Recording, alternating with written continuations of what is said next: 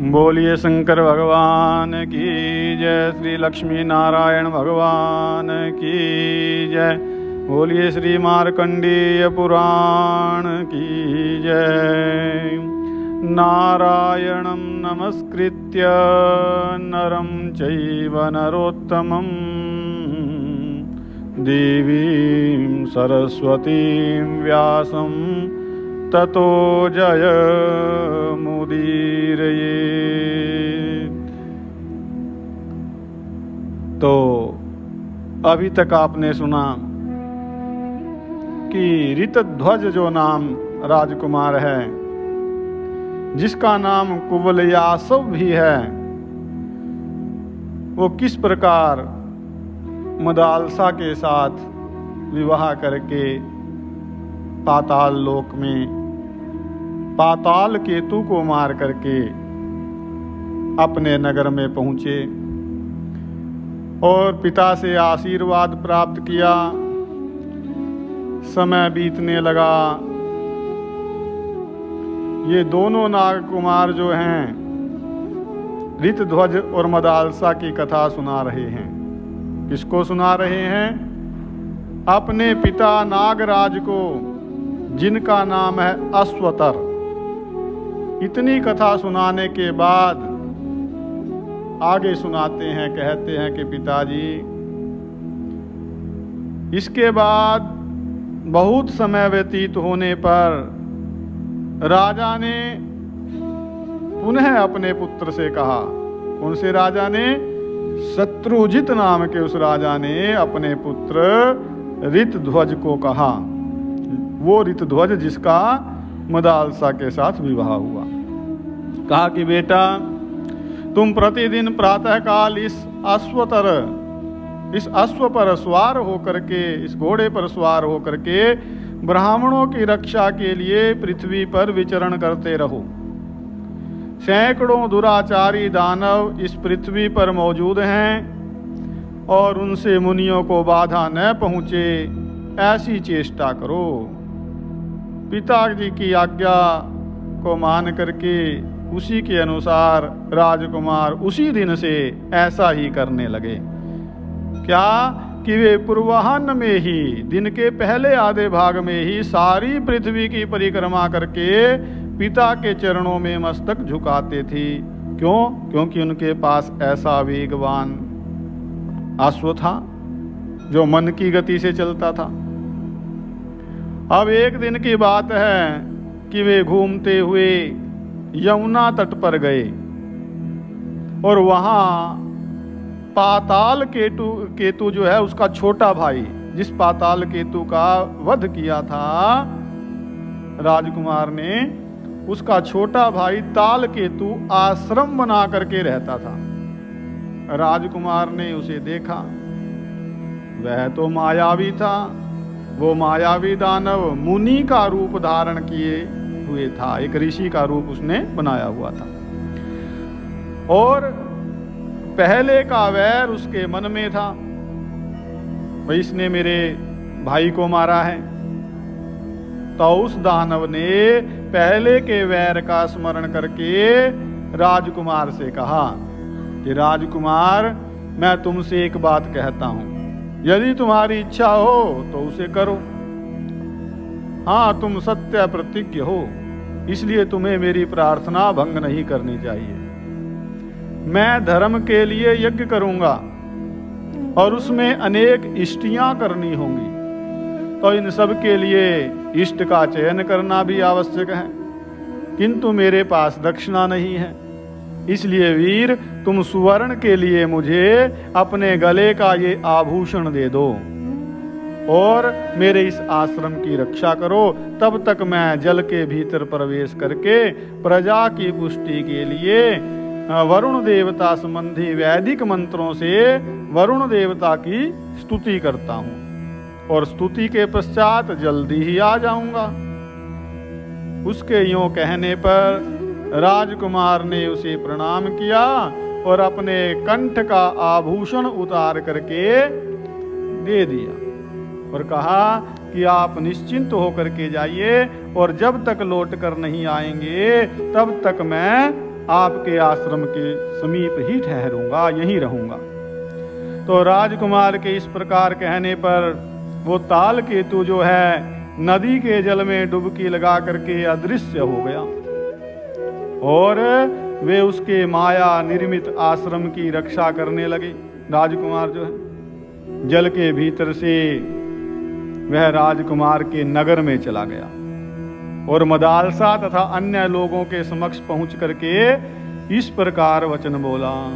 क्या बोला ताल केतु? उस ताल केतु ने कहा कि महाराज वो वीर कुवलयाश्व अर्थात ऋतध्वज मेरे आश्रम के समीप गए थे और तपस्वियों की रक्षा करते हुए किसी दुष्ट दैत्य से युद्ध कर रहे थे। उन्होंने अपनी शक्ति भर युद्ध किया, अर्थात जितनी शक्ति थी, जब तक उनके शरीर में शक्ति थी उन्होंने युद्ध किया और बहुत से ब्राह्मण द्वेषी दैत्यों को मौत के घाट उतारा। और फिर उस पापी दैत्य ने माया का सहारा लेकर के शूल से उनकी छाती छेद डाली। मरते समय उन्होंने अपने गले का ये आभूषण, ये गहना मुझे दिया। फिर तपस्वियों ने मिलकर के उनका अग्नि संस्कार कर दिया तो उनका अश्व भयभीत हो नेत्रों से आंसू बहाता हुआ हिनहिनाता रहा। उसी अवस्था में वह दुरात्मा दानव उसे अपने साथ पकड़ करके ले गया और मुझ पापाचारी निष्ठुर ने ये सब कुछ अपनी आंखों से देखा है और इसके बाद जो कुछ कर्तव्य हो वो आप लोग करें। तो अपने हृदय को आश्वासन देने के लिए ये गले का हार जो है राजकुमार का, ये आप ग्रहण कीजिए। तो इस प्रकार कह करके ताल केतु ने वो हार पृथ्वी पर छोड़ दिया और जैसे आया था वैसे ही चला गया। अब ये दुखपूर्ण समाचार सुन करके वहां के लोग शोक से व्याकुल हो गए, मूर्छित होने लगे कुछ तो। फिर थोड़ी देर में होश में आने पर रनिवास की जो स्त्रियां हैं तथा राजा तथा महारानी भी अत्यंत दुखी होकर के विलाप करने लगे।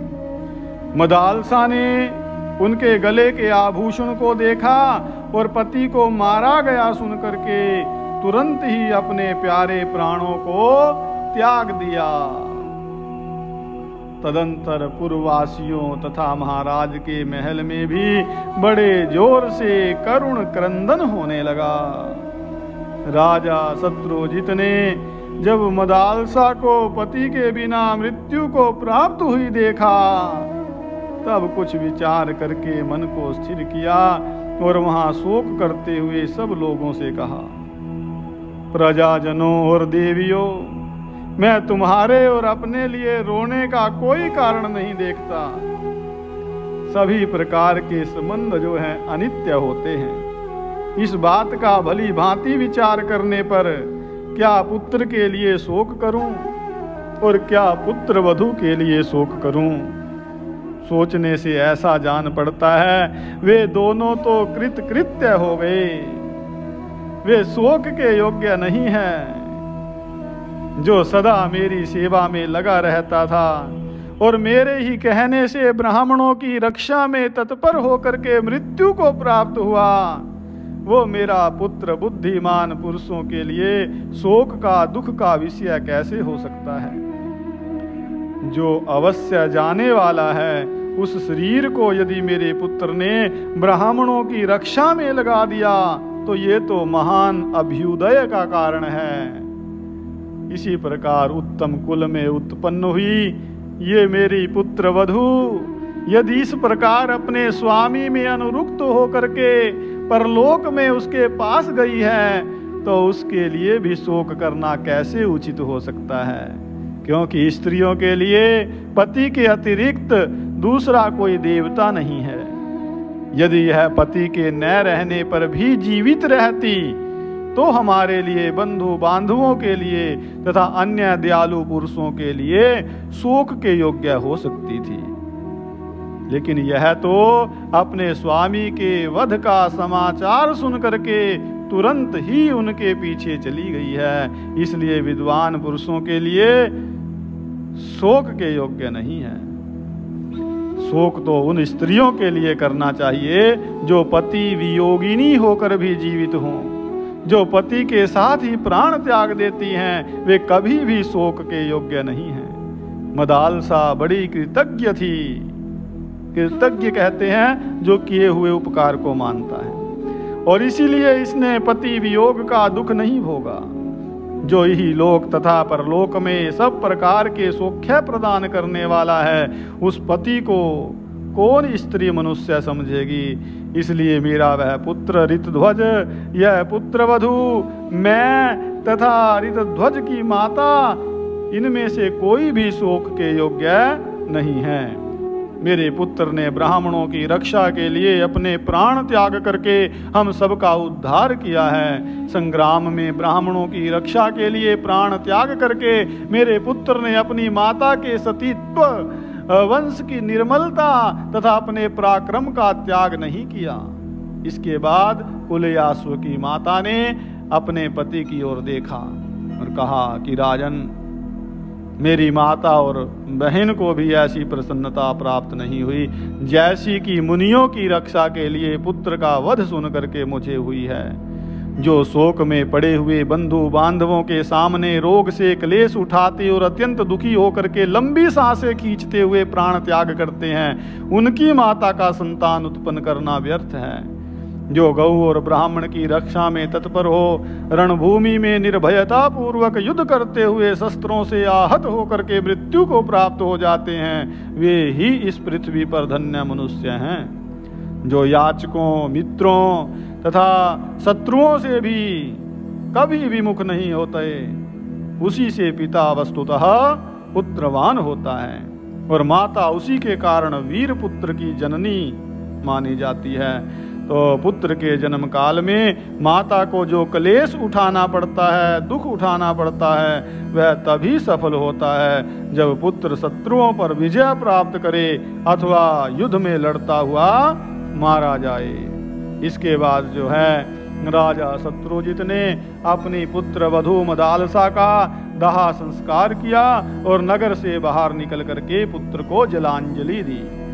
तालकेतु फिर यमुना जल से निकल करके राजकुमार के पास पहुंचा और प्रेम पूर्वक मीठी वाणी में बोला। उधर तो ये हो रहा है और इधर तालकेतु पहुंच गया राजकुमार के पास। बोला कि राजकुमार, ठीक है, अब तुम जाओ, तुमने मुझे कृतार्थ कर दिया। तुम जो यहाँ अविचल भाव से खड़े रहे, इससे मैंने बहुत दिनों की अपनी अभिलाषा पूरी कर ली। मुझे महात्मा वरुण की प्रसन्नता के लिए वारुण यज्ञ का अनुष्ठान करने की बहुत दिनों से अभिलाषा थी, वह सब कार्य अब मैंने पूरा कर लिया। उसके यूं कहने पर राजकुमार उसको प्रणाम करके गरुड़ तथा वायु के समान वेग वाले उसी अश्व पर, घोड़े पर आरूढ़ हुए और अपने पिता के नगर की ओर चल दिए। तो इस प्रकार जो है इस तालकेतु ने अपना बदला पूरा किया। और इधर राजकुमार ऋतध्वज बड़े वेग से अपने नगर में आए। उस समय उनके मन में माता पिता के चरणों की वंदना करने तथा मदालसा को देखने की प्रबल इच्छा थी।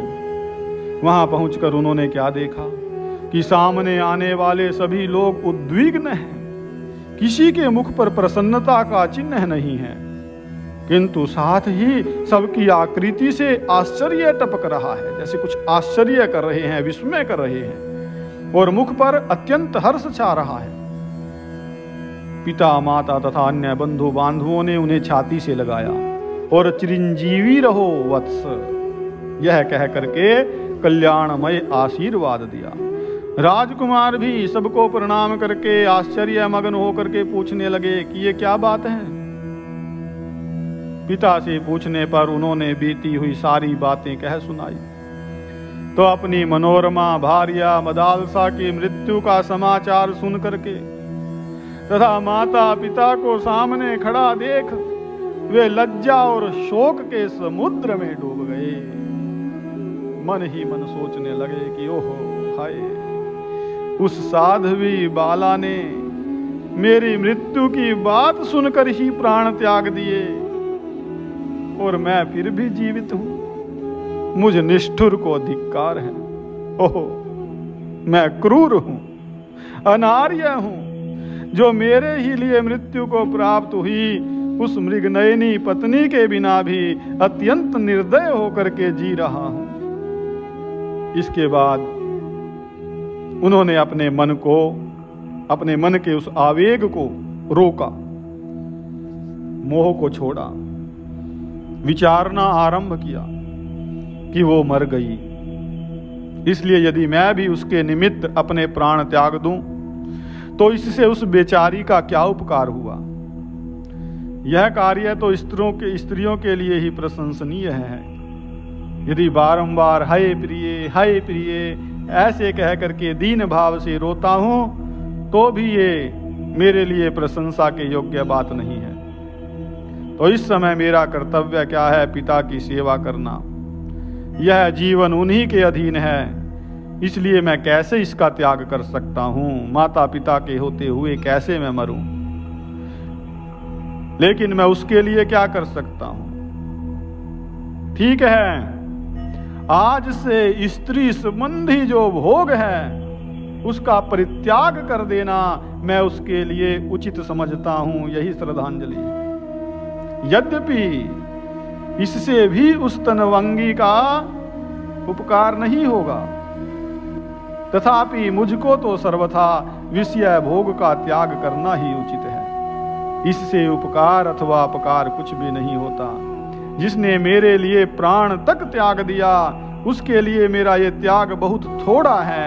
और ऐसा निश्चय करके उन राजकुमार ने मदालसा के लिए जलांजलि दी और उसके बाद का कर्म पूरा करके एक प्रतिज्ञा की। क्या प्रतिज्ञा की? कि यदि इस जन्म में मेरी सुंदरी पत्नी मदालसा मुझे फिर ना मिल सकी तो दूसरी कोई स्त्री मेरी जीवन संगिनी नहीं बन सकती। मृग के समान विशाल नेत्रों वाली गंधर्व राजकुमारी मदालसा के अतिरिक्त अन्य किसी स्त्री के साथ मैं रमण नहीं कर सकता। यह मैंने सर्वथा सत्य कहा है। ऐसी जो है प्रतिज्ञा की। तो अब दोनों नाग कुमार जो हैं वो अपने पिता नागराज को, अश्वतर को ये कथा सुना रहे हैं कि इस प्रकार जो है मदालसा के बिना वे जो हमारे मित्र हैं स्त्री संबंधी समस्त भोगों का परित्याग करके अब अपने समवयस्क मित्रों के साथ मन बहलाते हैं। और यही उनका सबसे बड़ा कार्य है। अर्थात जो उनकी अवस्था के समान बालक हैं उनमें बैठते हैं, विचार विमर्श करते हैं। यही उनका सबसे बड़ा कार्य इस समय है। परंतु यह तो ईश्वर कोटि में पहुंचे हुए व्यक्तियों के लिए भी अत्यंत दुष्कर है। फिर अन्य लोगों की तो बात ही क्या। क्या कार्य है? कि मदालसा को जीवित लाना उनके पास। लेकिन ये बातें सुन करके, ये सारी कथा सुन करके नागराज अश्वतर क्या कहते हैं? ध्यान देने की बात है। बड़ा ज्ञान छुपा है इन वाक्यों में कि पुत्रों, यदि किसी कार्य को असंभव मान करके मनुष्य उसके लिए उद्योग नहीं करेंगे तो उद्योग छोड़ने से उनकी भारी हानि होगी। इसलिए मनुष्य को अपने पौरुष का त्याग नहीं करना। अपने पौरुष का त्याग न करते हुए कर्म का आरंभ करना चाहिए, क्योंकि कर्म की सिद्धि दैव और पुरुषार्थ अर्थात भाग्य और पुरुषार्थ, भाग्य और कर्म दोनों पर अवलंबित है, दोनों पर टिकी हुई है। इसलिए मैं तपस्या का आश्रय लेकर के ऐसा यत्न करूंगा जिससे इस कार्य की सिद्धि शीघ्र हो। तो इस प्रकार कह करके अश्वतर वो नागराज पर्वत के, हिमालय पर्वत के पलक्षावतरण तीर्थ में, जो सरस्वती जी का उद्गम स्थान है पलक्ष वृक्ष, वहां जाकर के दुष्कर तपस्या करने लगे। वे तीनों समय स्नान करते और नियमित आहार पर रहते हुए सरस्वती देवी में मन लगा करके उत्तम वाणी में उनकी स्तुति करने लगे। तो यहाँ उस स्तुति के कुछ श्लोक हैं, मैं उनकी हिंदी यहाँ बोल रहा हूँ। बड़ी सुंदर स्तुति है। अश्वतर ने कहा कि जो संपूर्ण जगत को धारण करने वाली और वेदों की जननी है, उन कल्याणमयी सरस्वती देवी को प्रसन्न करने की इच्छा से मैं उनके चरणों में शीश झुकाता और उनकी स्तुति करता हूँ। कहा कि हे देवी, मोक्ष और बंधन रूप अर्थ से युक्त होकर के जो कुछ भी सत और असत पद है, वह सब तुम में असंयुक्त होकर भी संयुक्त की भांति स्थित है। हे देवी, जिसमें सब कुछ प्रतिष्ठित है, वह परम अक्षर तुम ही हो। परम अक्षर परमाणु की भांति स्थित है। परमाणु और अक्षर रूप पर ब्रह्म और अक्षर रूप ये जगत तुम में ही स्थित है। जैसे काष्ठ में अग्नि अर्थात लकड़ी में, जैसे लकड़ी में अग्नि तथा पार्थिव सूक्ष्म परमाणु भी रहते हैं, उसी प्रकार ब्रह्म और ये संपूर्ण जगत तुम में स्थित है। हे देवी, ओंकार अक्षर के रूप में जो तुम्हारा श्री विग्रह है, वह स्थावर जंगम रूप है। उसमें जो 3 मात्राएं हैं, ए, उ और म, वे ही सब कुछ हैं। अस्ति नास्ति अर्थात सत असत, सत असत रूप से व्यवहित होने वाला जो कुछ भी है, वह सब उन्हीं में स्थित है।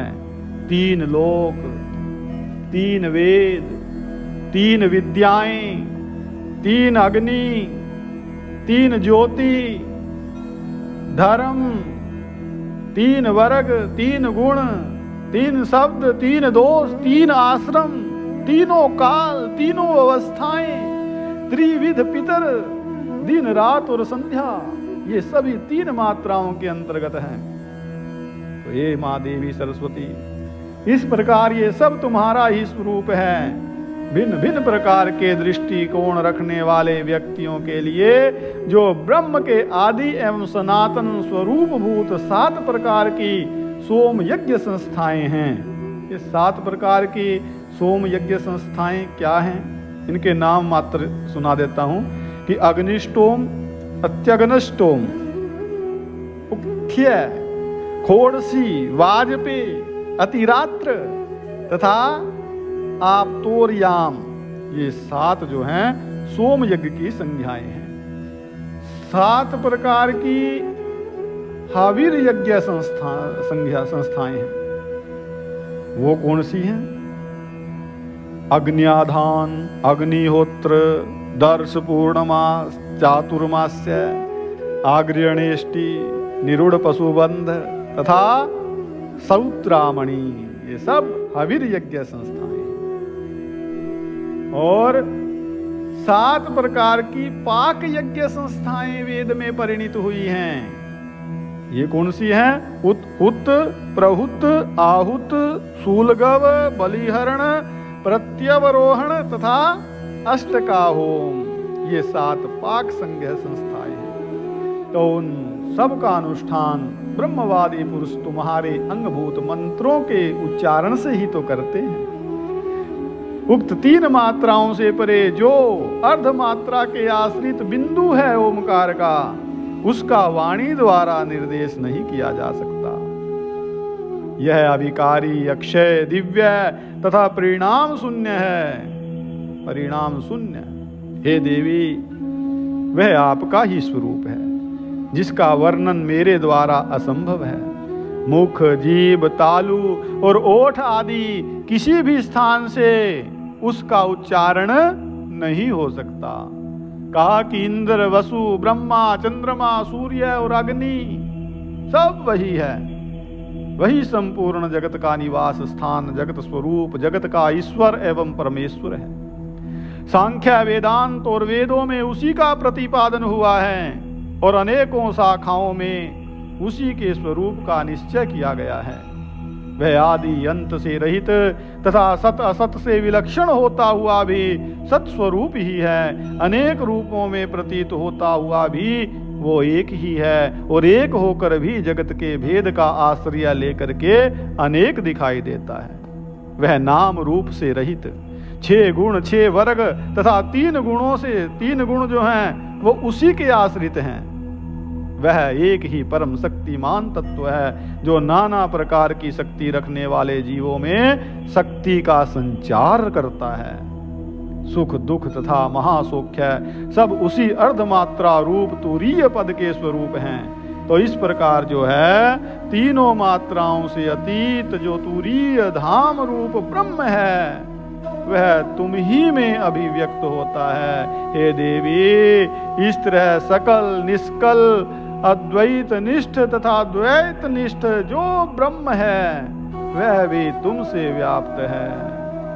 और कहा कि जो पदार्थ नित्य है, जो विनाशशील हैं, जो स्थूल हैं तथा जो सूक्ष्म से भी अत्यंत सूक्ष्म हैं, जो इस पृथ्वी पर अंतरिक्ष में या और किसी स्थान में देखे जाते हैं, उन सब की उपलब्धि तुम ही से होती है। मूर्त अमूर्त समस्त भूत अथवा एक एक भूत जो कुछ भी द्युलोक पृथ्वी आकाश या अन्य स्थान में उपलब्ध होता है वह सब तुम्हारे ही स्वर और व्यंजनों से संबंध है। तो इस प्रकार जो है बड़ी दिव्य स्तुति करने पर श्री विष्णु जी की जिह्वा रूपा जो माँ सरस्वती है, सरस्वती देवी, वो प्रकट होकर के महात्मा अश्वतर नाग से क्या कहती है। इस स्तुति से सरस्वती जी प्रकट हो गई और कहती है कि हे कंबल के भाई नागराज अश्वतर, तुम्हारे मन में जो इच्छा हो उसे बताओ, मैं तुम्हें वर दूंगी। अश्वतर कहते हैं कि देवी, पहले तो आप कंबल को ही मुझे सहायक रूप में दीजिए और हम दोनों भाइयों को संगीत के समस्त स्वरों का ज्ञान करा दीजिए। तो सरस्वती जी ने कहा कि नागराज, 7 स्वर 7 ग्राम राग, 7 गीत, 7 मूर्छनाएं, 49 प्रकार की ताने और 3 ग्राम, इन सब को तुम और कंबल भी गा सकते हो। और इसके सिवा मेरी कृपा से तुम्हें 4 प्रकार के पद, 3 ताल और 3 लयों का भी ज्ञान हो जाएगा।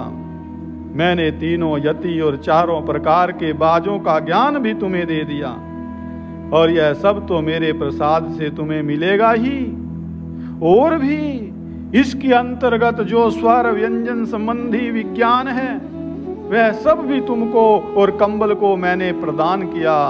तुम दोनों भाई संगीत की संपूर्ण कला में जितने कुशल होगे वैसा भूलोक, देवलोक और पाताल लोक में भी दूसरा कोई नहीं होगा। सबकी जिह्वा रूप सरस्वती देवी यों कह करके तत्काल वहां अंतर ध्यान हो गई और उन दोनों भाइयों को सरस्वती जी के कथनानुसार पद, ताल और स्वर आदि का उत्तम ज्ञान प्राप्त हो गया। बोल सरस्वती माता की जय। तदंतर वे कैलाश शिखर पर निवास करने वाले भगवान शंकर की आराधना करने के लिए वहां गई और वीणा की लय के साथ 7 प्रकार के गीतों से शंकर जी को प्रसन्न करने के लिए पूर्ण प्रयत्न करने लगे। प्रातः काल, रात्रि में, मध्याह्न के समय, दोनों संध्याओं में भगवत परायण होकर के भगवान शंकर की स्तुति करने लगे। बहुत समय तक स्तुति करने के बाद उनके गीत से भगवान शंकर प्रसन्न हो गए और बोले कि वर मांगो, वर मांगो। तब कंबल सहित अश्वतर ने उन महादेव जी को प्रणाम करके कहा कि भगवान, यदि आप हम दोनों पर प्रसन्न हैं तो हमें मनोवांछित वर दें। क्या कि कुंवर आसव की पत्नी मदालसा जो अब मर चुकी है, पहले की ही अवस्था में मेरी कन्या के रूप में प्रकट हो और उसे पूर्व जन्म की बातों का स्मरण हो, पहले ही जैसी उसकी कांति हो तथा वह योगिनी एवं योग विद्या की जननी हो करके मेरे घर में उत्पन्न हो। महादेव जी कहते हैं कि नागराज, तुमने जो कुछ कहा वो सब मेरे प्रसाद से निश्चय ही पूर्ण होगा। अब श्राद्ध का दिन आने पर तुम उसमें दिए हुए मध्यम पिंड को शुद्ध एवं पवित्र चित्त होकर के खा लेना, और उसके खा लेने पर तुम्हारे मध्यम फण से कल्याणदायिनी मदालसा जैसे मरी है उसी रूप में उत्पन्न हो जाएगी। तो तुम इसी कामना को मन में लेकर के उस दिन पितरों का तर्पण करना, और इससे वो तत्काल ही तुम्हारे मध्यम फण से प्रकट होगी। तो ये सुन करके वे दोनों भाई महादेव जी के चरणों में प्रणाम करके बड़े संतोष के साथ पुनः रसातल में लौट आए। अब उस नागराज अश्वतर ने उसी प्रकार श्राद्ध किया और मध्यम पिंड का विधि पूर्वक भोजन किया। फिर जब उक्त मनोरथ को लेकर के वो तर्पण करने लगे, उस समय जो है उनकी सांस लेते हुए मध्यम फण से, बीच वाले फण से, कई फण थे उनके, सुंदरी मदालसा तत्काल प्रकट हो गई। और नागराज ने यह रहस्य किसी को नहीं बताया। मदालसा को महल के भीतर गुप्त रूप से स्त्रियों के संरक्षण में रख दिया। और इधर नागराज के पुत्र प्रतिदिन भूलोक में जाते और ऋतध्वज के साथ देवताओं की भांति क्रीड़ा करते थे। अब एक दिन नागराज ने प्रसन्न होकर के अपने पुत्रों से कहा कि मैंने पहले तुम लोगों को जो कार्य बताया था उसे तुम क्यों नहीं करते हो? क्या ये पुत्रो, राजकुमार ऋतध्वज हमारे उपकारी और सम्मानदाता हैं, उन्होंने तुम्हें बहुत सम्मान दिया है, फिर उनका भी उपकार करने के लिए तुम लोग उन्हें मेरे पास क्यों नहीं लेकर के आते हो? अपने स्नेही पिता के यों कहने पर वे दोनों मित्र, वो दोनों जो है नागकुमार मित्र के नगर में गए, अर्थात ऋतध्वज के नगर में गए अपने मित्र के, और कुछ बातचीत का प्रसंग चला करके उन्होंने कुवलयाश्व को अपने घर चलने के लिए कहा। तब राजकुमार ने उन दोनों से कहा कि सखे, यह घर भी तो आपका ही है, दोनों का है, धन वाहन वस्त्र आदि जो कुछ भी मेरा है वो सब आपका है। यदि आपका मुझ पर प्रेम है तो आप धन रत्न आदि जो कुछ किसी को देना चाहें यहाँ से लेकर के दे दो। दुर्देव ने मुझे आपके स्नेह से इतना वंचित कर दिया कि आप मेरे घर को अपना नहीं समझते। यदि आप मेरा प्रिय करना चाहते हो अथवा यदि आपका मुझ पर अनुग्रह हो तो मेरे धन और गृह को आप लोग अपना ही समझें। आप लोगों का जो कुछ है वह मेरा है और मेरा आप लोगों का है, यही मित्रता है। आप लोग ही मेरे बाहरी प्राण हैं, आप मेरे प्राणों के समान हैं, इस बात को सत्य मानो। मैं अपने हृदय की शपथ दिला करके कहता हूँ, आप मुझ पर कृपा करके फिर ऐसी भेदभाव को सूचित करने वाली बातें कभी मुख से मत निकालना। तो ये सुन करके उन दोनों नागकुमारों के मुख स्नेह के आंसुओं से भीग गए। कैसा मित्र! और वे कुछ प्रेम पूर्वक और कुछ रोष से में, एक प्रेम युक्त रोष होता है जो अपनों पर ही होता है, जिसे हम अपना अति स्नेही समझते हैं, उस पर होता है। ऐसा वो रोष युक्त प्रेम दिखा करके, प्रेम युक्त रोष दिखा करके बोले कि ऋतध्वज, तुम जो कुछ कहते हो उसमें तनिक भी संदेह नहीं, हमारे मन में भी वैसे ही भाव हैं, परंतु हमारे महात्मा पिता ने बार बार कहा है कि मैं कुवलयाश्व को देखना चाहता हूं। बस फिर क्या था, इतना सुनते ही कुवलयाश्व अपने सिंहासन से उठ करके खड़े हो गए और यह कह करके कि पिताजी की आज्ञा, तो पिताजी की जैसी आज्ञा वही करूंगा। वे पृथ्वी पर उनके उद्देश्य से प्रणाम करने लगे कि मित्र का पिता अपने पिता के समान। कुवलयाश्व कहते हैं कि मैं धन्य हूं, अत्यंत पुण्यात्मा हूं, मेरे समान भाग्यशाली दूसरा कौन, क्योंकि आज पिताजी मुझे देखने की इच्छा करते हैं। इसलिए मित्रों, आप लोग उठें और उनके पास चलें। मैं पिताजी के चरणों की शपथ खा करके कहता हूं कि उनकी इस आज्ञा का क्षण भर भी उल्लंघन करना नहीं चाहता। उन्होंने आज्ञा दी, मुझे ज्ञात हुआ और मैं चलता हूं। यों कह करके राजकुमार ऋतध्वज जो है उन दोनों नाग कुमारों के साथ नगर से बाहर निकले और पुण्यशिला गोमती के तट पर पहुँचे। फिर वे सब लोग जो है गोमती जी के बीच धारा में उतर करके चलने लगे। राजकुमार ने सोचा कि नदी के उस पार इन दोनों का घर होगा, लेकिन इतने में ही उन नाग कुमारों ने उन्हें खींच करके पाताल पहुंचा दिया और वहां जाने पर उन्होंने अपने दोनों मित्रों को स्वस्तिक के लक्षणों से सुशोभित, स्वस्तिक के चिन्हों से सुशोभित सुंदर नाग कुमारों के रूप में देखा। वे फणों की मणि से दीप्यमान हो रहे थे। उन्हें इस रूप में देख करके राजकुमार के नेत्र आश्चर्य से खिल उठे और उन्होंने मुस्कुराते हुए प्रेम पूर्वक कहा कि वाह, ये तो अच्छा रहा। पाताल कहीं तो वीणा और वेणु की मधुर ध्वनि के साथ संगीत के शब्द सुनाई देते थे उस पाताल में, और कहीं मृदंग और ढोल आदि बज रहे थे। सैकड़ों मनोहर भवन चारों ओर दृष्टि गोचर होते थे। इस प्रकार अपने प्रिय नाग कुमारों के साथ पाताल की शोभा निहारते हुए राजकुमार ऋतध्वज जो है आगे बढ़ने लगे। कुछ दूर जाने के बाद सबने नागराज के महल में प्रवेश किया। नागराज अश्वतर सोने के सिंहासन पर, जिसमें मणि, मूंगे, वैदूर्य आदि रत्नों की झालरें लगी हुई थी, वहां विराजमान थे और उनके अंगों में दिव्य हार एवं चंदन वस्त्र शोभा पा रहे थे। कानों में मणिमय कुंडल झिलमिला रहे थे। सफेद मोतियों का मनोहर हार वक्षस्थल की शोभा बढ़ा रहा था और भुजाओं में भुजबंद सुशोभित थे। तो दोनों नाग कुमारों ने यही हमारे पिताजी हैं ऐसे संकेत किया कि यही हमारे पिताजी हैं। यूं कहकर राजकुमार को उनका दर्शन कराया और पिताजी से ये निवेदन किया कि यही है हमारे वो वीर मित्र कुवलयाश्व ऋतध्वज। तो ऋतध्वज ने नागराज जी के चरणों में मस्तक झुका करके प्रणाम किया है और नागराज जी ने उन्हें बलपूर्वक उठाया, खूब कसकर के छाती से लगा लिया।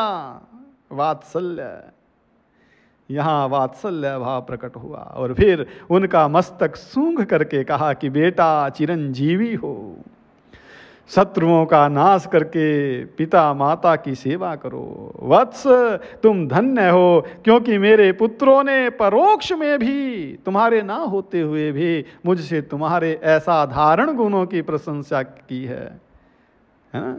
साधारण गुण नहीं, असाधारण, जो साधारणतया नहीं मिलते, उन गुणों की प्रशंसा की है। तुम मन, वाणी और शरीर की चेष्टाओं के साथ अपने गुण गौरव सहित सदा बढ़ते रहो। गुणवान का ही जीवन प्रशंसनीय है।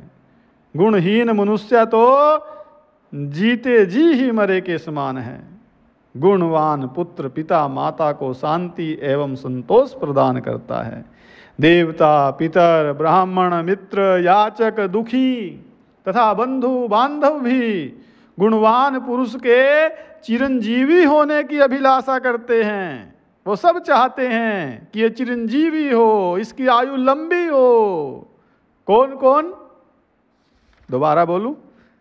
हाँ, देवता, पितर, ब्राह्मण, मित्र, याचक, याचक अर्थात मांगने वाले, दुखी तथा बंधु बांधव, सभी गुणवान पुरुष के चिरंजीवी होने की, उसकी लंबी आयु होने की अभिलाषा करते हैं, क्योंकि वो सबकी कामनाओं को, सबकी इच्छाओं को पूर्ण करता है।